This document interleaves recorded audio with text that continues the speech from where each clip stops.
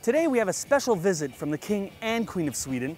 We have music from around the world and tasting a special Swedish sweet.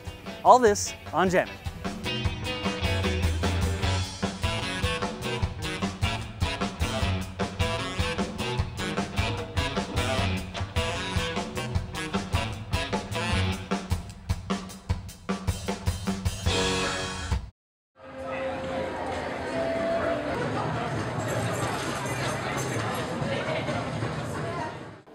Hey guys, we're jamming here down today with John from the Messengers of Peace program. So good morning, John. It's really nice to meet you. How you doing? Very good. Welcome. Fantastic. Could you just tell us a little bit about the program, please? Well, basically we're looking for 20,000 scouts here in the Jamboree to sign up as Messengers of Peace. Fantastic. So 20,000 scouts, that sounds like an awful lot. Oh, easy peasy. We're 2.5 days in and we got 7,000 already signed up. That's fantastic. And that's only starting, because what we're going to do, we're starting off a huge global network of 20 million scouts, and those 20,000 scouts are going to be the core group to get it started. Okay, so you talk about a core group. If the scouts at the Jamboree decide to come down to the tent today, what can they expect to find here? Well, they find either a written form or an iPad. Okay. They're going to log on, put in their name, their email address, the town that they come from, and most importantly, the project that they want to do when they come home from the camp. Right. And then they're part of a network which is going to change the world. Phil from Canada, you're also working within the Messengers for Peace program. That's absolutely right, yep. Okay. I'm just volunteering here. I'm part of the team that's trying to recruit 20,000 scouts to come and join us in this wonderful project. So it's all about what they do when they go home, is that right? Oh, exactly. I mean, we're scouts, not tourists. Tourists are walking past, scouts are here, they're putting down what they're going to go, what they do when they go home. Okay. Tourists will just walk away, but scouts actually do something. That sounds fantastic. Have you had anybody, come in who's been particularly fond of the project? That's a good question, actually. On the very first day, I was standing here and I had a huge group from the UK. The whole group, the whole patrol came in. Fantastic. And they spent about 20 minutes. They were asking lots of questions. They really wanted to know a little bit more about the project. Sure. What if we were to increase the size, they asked. What if we involved scouts from other countries, they asked. Yeah. And eventually they ended up signing up. And we were quite happy with that. And I was pleased. And they went away. About 30 minutes later, one of the guys from the group came back and he put his arm around me and he said, I just want to thank you for sharing this project with me. And I was surprised. I said, why? And he very seriously told me that until he had heard about this project, until he had spoken to us here, he didn't realize that the small project was actually contributing to changing the world. Wow. So that's what this is all about. That's fantastic. We're getting 20,000 scouts here at the Jamboree, but it's going to be 20 million in 10 years' time. And if you just think about that, if each of those 20 million scouts help just 5 people, that's 100 million lives that scouting has changed. What we're doing here, is an opportunity for scouts, young or old, to be part of a huge difference in the world. It sounds like a fantastic idea. You can tell I'm very moved by it. And what is going to be the best thing about the program, in your opinion? What's the really good thing that's going to come out of all this? I think two things. For the first time in the history of scouting, we can demonstrate the impact of scouting around the world. Right. So that's the first thing, and the second thing is connectedness. Okay. So those 20,000 scouts and then 20 million scouts are going to be able to communicate with each other. And if you want to be able to work, let's say, with young people in prisons, you'll get in, this company is going to work the algorithms, you'll find 10 other people who are already working in prisons that you can learn from, or tree planting, or HIV/AIDS. It's a way of communicating between scouts. That sounds absolutely fantastic. Thank you very much for your time. Cool. I can't let you go away without yourself becoming a messenger of peace. Well, this is, of course, contingent on your commitment to go back home and do a project yourself. Which, of course, I will try and do. No problem. So, everybody, you've got it here. I have to go home and myself become a messenger of peace. Thank you very much. We'll see you later. Cheers. Thank you very much. Thanks again. See you. Hi, you're watching the Jammin'. And remember to drink until you pee clear. So we prepared some questions for you. Very nice. And first of all, we would like to ask you as a fellow scout to tell us about your scout experience and maybe a story of when you were younger. As you must imagine, it was a long time ago. I was a young Cub Scout those days. Yes. As a youngster, I had a lot of fun also, as I hope that all these people do have when they're here for these couple of days in Sweden. Yeah, and that they meet a lot of new friends and that they really get to know each other and ask each other a lot of questions, because that's what it's all about, to know each other and understand each other Definitely. better. Has anything you learned by scouting prepared you to your duty as a king? Well, yeah, but it's more that you can use a lot of, when you meet people, you can always talk, you can ask your friends, and you're meeting, are you a scout or what are you doing? Yes, and most of the people say that, oh yes, I was a scout when I was younger, and then you suddenly are friends directly, so that you had the same kind of spirit, the same idea about life. And then you don't need to feel afraid of that, because opposite you get strong, because you know you can meet a lot of friends around the world, and you can ask them, and they can support you wherever you go in the world, when you're traveling, for instance. What do you most appreciate about scouting? I mean, you never leave a friend behind, but you always get together and you solve these problems together, and you're never alone. And if you have a friend who needs some assistance, of course you take him or her along to help him. That's I think is one of the most important things, that you're never alone. You always have a friend around the corner. So you went to camping camp yesterday? No, this morning. This morning? Oh, small one. There were about 80, less than 100 people. So what's happening there? Well, I don't know. We left, and probably they were happy that we left, and they couldn't continue what they were doing. They're still building it up, you know. Yeah. We will attend tomorrow, so we're really looking forward to it. And you have no idea where you're going. and that's the trick. You don't know. No, we don't know. No, exactly. That's it. No, but that's part of scouting, and in a way it's good, because you never know what's happening in life. So we should be prepared for the unknown, and trying to act according to the situation. And if you get used to manage on your own, of course, together, as I told you, in a group, of course, you can solve a lot of problems. I think it's very important. We should also try to launch here that you should help your neighbor. I think that's probably one of the most important. So there's nobody who feels he's alone here, or even at home. Your friends, your neighbor, in your neighborhood, and trying to detect, to see if he or she has a problem, and dare to be, I would say, to be brave enough, and dare to help them, which is very difficult. So, do you have any advice to give us to being a leader? No, a little bit again, as I told you before, I think one should be very definitely to help and see to that everybody feels all right, and that they are comfortable what they are doing, and it's most important in a big group of people like this, and nobody should feel alone. I think it's very important.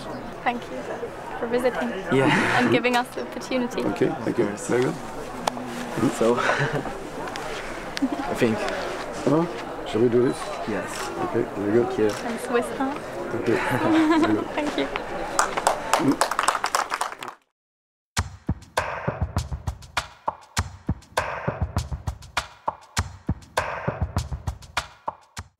Well, apparently this authentic Swedish candy is called Jungle Roar, and we went around the campsite to see if it really has bite. Yum.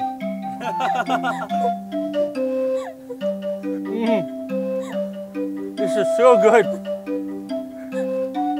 Give me more.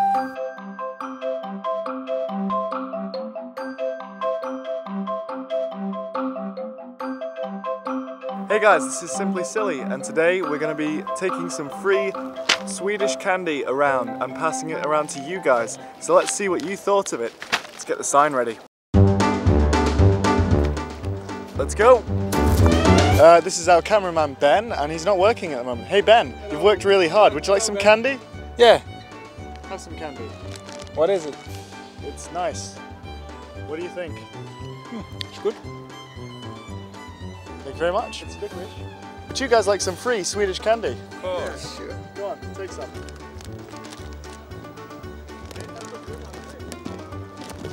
Oh, what do you think? Oh, delicious! I suppose. What do you think? It's okay. It's okay? I like this very much. What is wrong with these people? It's horrible. It's so salty. How can you like this? Last 2 bits for you guys. Lord. Oh, what is it? You know, in America, we're not allowed to take candy from strangers. Yeah, but I'm a friendly. This is in America. It's okay, yeah. There you go. Thank you. Thanks. You're very welcome. Why does everybody like this candy? It's salty and it's licorice. Nobody should like this. Let's go and find some people who don't like this candy. What do you think? It's okay. It's okay? Yeah. That's great, thanks very much. Who else wants some candy?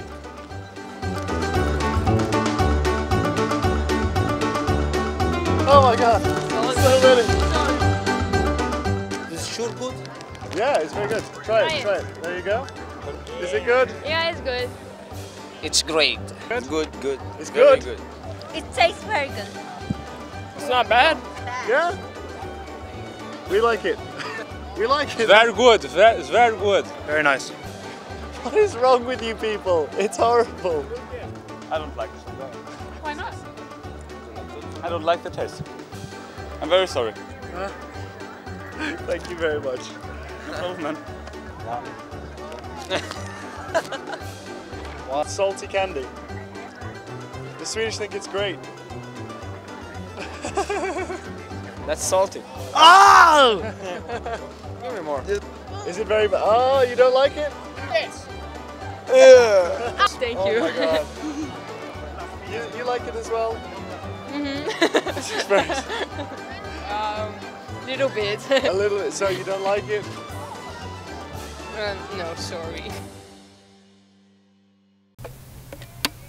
I'm watching Jamboree.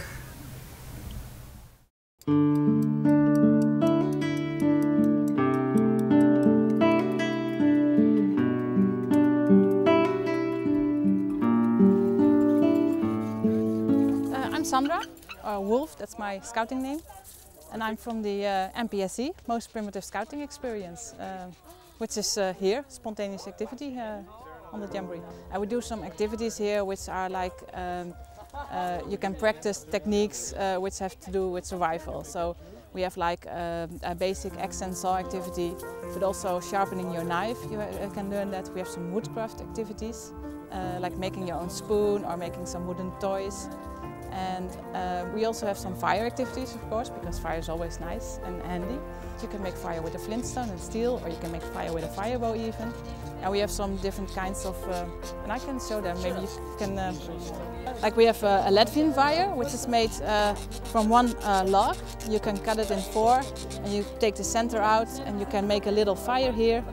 And then the log will start burning from itself, and you can put a pot on it, and you can walk away for 1-2 hours, and when you come back it's finished. And the Irish really like this idea because they made Irish stew and they could leave their pot on it and walk away. You don't have to mind the fire anymore. I'm trying to do a spoon here. I started with a piece of wood, and now it's more close to a spoon as I can. So you started with this? More or less like this, yes. Okay, and will you be making a fork and a knife? Why not? Why not? This? Fantastic. Yes, so yes. by supper time you'll have enough to eat all the meals. Perfect. Okay. We do bushcraft activities. Bushcraft is something like not survival, but going out in the forest with a lot of knowledge and make yourself as comfortable as possible with all the natural meanings we have here around. So the woods, the fire, the carving, your knife, your pocket knife, you go out and make yourself very comfortable. At the moment we're on our way towards one of the activities, which is actually one of the most primitive activities we have, making fire with flintstones, you know, with the flintstones and the steel. And the bow drill. The bow drill is one of the oldest ways of making fire with only wood and only your shoelaces, for instance, which is a very hard technique, but almost everybody likes to do. If you succeed, it's one of the best things you've ever done. Okay, at the moment what you see here are kids busy with some hay, and inside the hay they have a little bit of char cloth, which is the burnt dark cotton, and they have a fire steel and a flintstone, a real flintstone, and they're trying to catch the sparks from the flintstone on the char cloth, and whenever the char cloth is starting to glow, a little glowing, then they start blowing and blowing inside the hay until they get finally flames out of the hay. That's the final product. But as you can see and hear, probably, it's a hard job and it's not very easy. Long blows, long blows, long blows, long blows.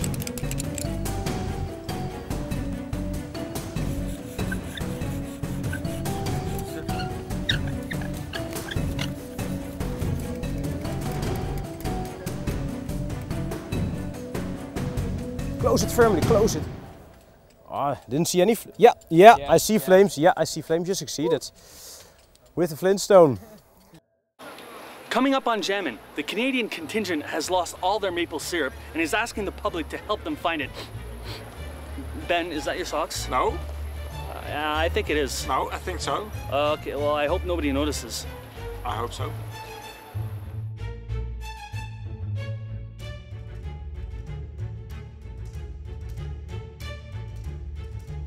So, after 4 days, what is the smelliest thing you have in your tent? Definitely the socks that we haven't been able to wash because it's been raining so much. Okay, and you? A t-shirt that I just wear when I'm doing stuff, sleeping and stuff. That's quite. I've not been able to dry it because of the weather, but it should be clean now. Probably my socks. Yeah, socks. Smelliest thing, probably my shoes. Shoes? Yeah, they're pretty bad. You? Piece of underwear I've kept in my closet because I'm that hygienic. Lunch from Denmark. You still have that? That's disgusting. Probably. Tent mate. My Socks. Yeah. Shoes. Smelliest thing? My underwear. Probably my underwear. I don't know. Probably my dirty socks. The smelliest thing I have makes sense is probably either my t-shirts or my socks. My friend Lyndon. My socks. My pajamas. In my tent, it's the towel that got soaked in sunscreen on the first day. You're watching Jammin'.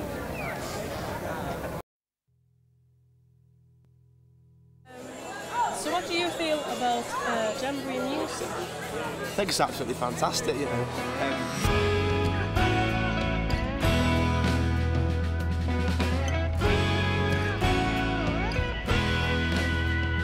When you give a minute, when you stop to think, oh, it ain't too hard to find a connecting link. People want the same things, we dream of a happy end, but we just caught in the same commotion. Time slips away. I think it's absolutely brilliant. It's just a great way of like connecting everyone together. Like you walk around the campsite and you just like see a person playing a guitar, you'd go around, join in, or teach them your own song.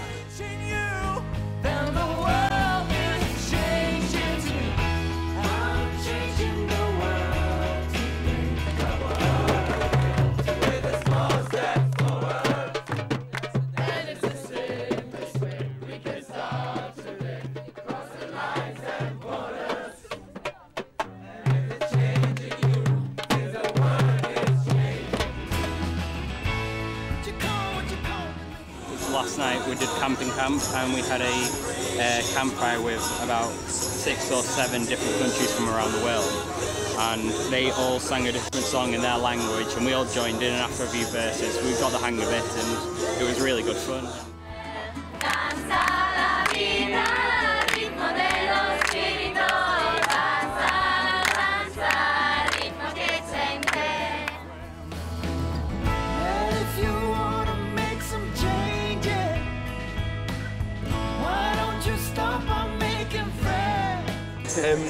Well, on our sub camp, like Alex said, there's a fair few guitars, and they come out in the evening and play the guitars and everyone starts dancing.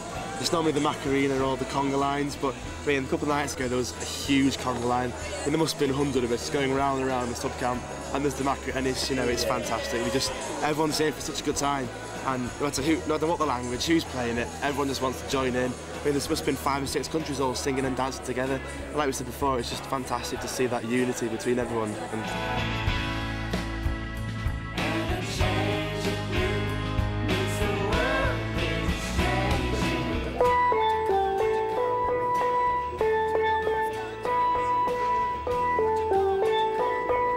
Okay, that is our national instrument. It's called the steel pan. We're really proud of it. It was the only instrument created in the 20th century in the entire world. And the cultural festival will have about 4 scouts playing it. We have a number of songs from Trinidad and internationally we'll be playing.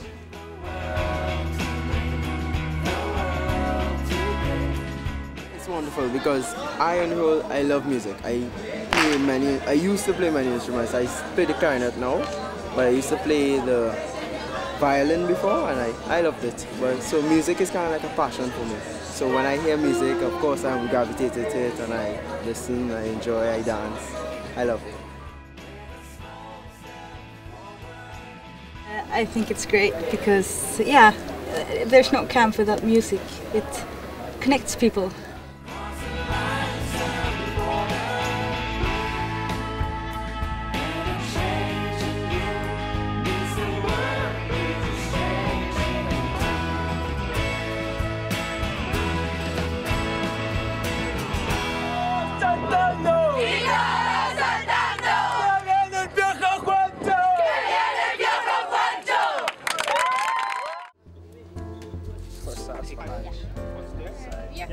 I'm currently working on the Friendship Award, which is an award based around getting people from different cultures together to participate in an activity and get to know each other.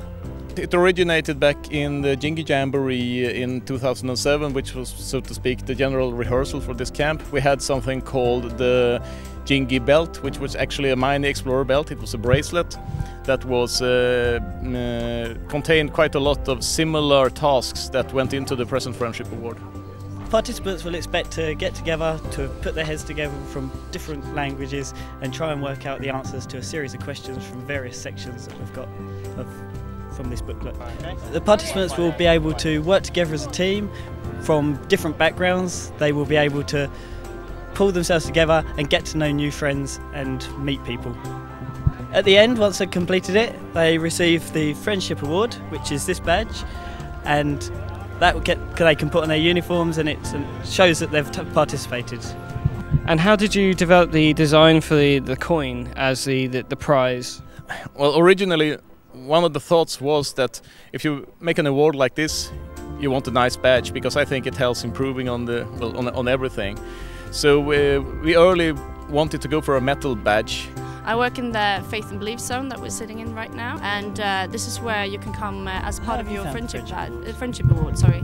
Well, we're sitting here, and there's 11 different religions represented here in the various tents, and we have a synagogue, and we have a mosque, and we have a chapel, and minor sanctuaries inside the tents, etc. And in order to get the stamp for the Friendship Award, you need to visit 3 tents at least. I'm from Denmark. And I'm from the UK. And you've been working together on the Friendship Award, is that right? Yeah, we've just come over here to start doing it, so we're about to sign up and get all our papers. Yeah, so we're about to start now, pretty much. And how did you put together your group? It was we were 3 from Denmark who went over to their camp to ask if they want to help us taking this Friendship Award. So, and there were 3 who wanted to. So. Yeah, they just came over during lunch, and we sort of said, yeah, sure thing, we'll finish our sandwiches and let's go around. Do you know how many people have been through so far and completed the award? It's hard to tell because it's quite unevenly distributed between the different town centres, but roughly I would say something between 4,000 and 5,000 participants so far. Jack and Finn from England, and you're watching Jammin'! Hey guys, today we're down in Summertown, jamming with Josephine, who is the planning team for the activities. So, good morning. Good morning. In fact, good afternoon. Yeah, but it's morning for me every day, so okay. Anywhere, so. So we'd just like to know, if anybody's down in Summertown, in the town centre, what can they do here? We have the big fun balls. It's like sorbing, but on water. Okay. So it's really, really cool, and you all should check it out because it's awesome. That sounds great. Yeah. That sounds great. But we also have something called bouldering, so it's like climbing sideways. But I think it's pretty cool. I've done some of the things on that, so yeah. And then we have the awesome cafe down on Summer too, with all you can imagine to eat or drink or anything. So fantastic. Yeah. Would you mind showing us around, and we can have a look at some of the activities? Yeah, of course. Okay, let's go.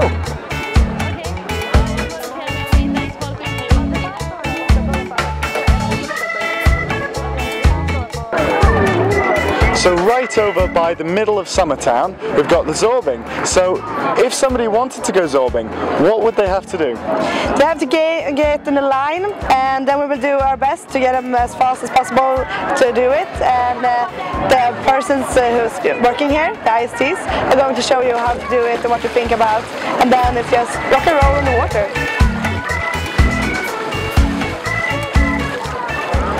Now we're over at Simply Circus, which is right next to the Zorbing, with Christina, who's running the activity. Christina, can you just tell us a little bit about what Simply Circus is? Well, it does what it says on the tin. It's circus skills activities. Every day you get a different type of activity on each town centre. Okay. This, what we've got behind us, is jesters, which is all the throwing and the juggling. Okay. Then you get acrobats, which is balancing, like on stilts, tight ropes, that type of thing. Fantastic. And then the next day you get clowns, which is the face paints, the balloon modelling, all that type of thing. So it's quite a big variety that you get around everywhere. Great.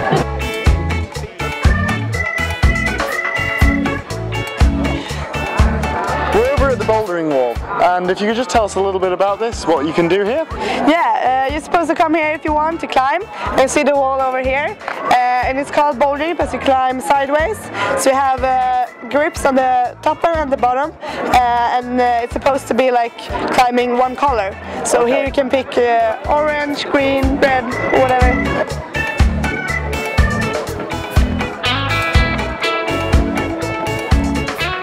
So as you can see, there's loads of activities going on. Behind we've got a stage where people have just joined in and they're singing for the other participants. There's loads of cafes, and remember there's a lot more than we've shown here to do today at the summer camps. Thanks very much, it's been fantastic, and we'll see you again. Yeah, we do. Bye. Tomorrow we're jamming with ISTs and how they keep this campsite running and all the hard work they're doing. So join in tomorrow with jamming. Hi. Hi, how are you? Good, yourself? Great. Thanks for everything you're doing. Thank you.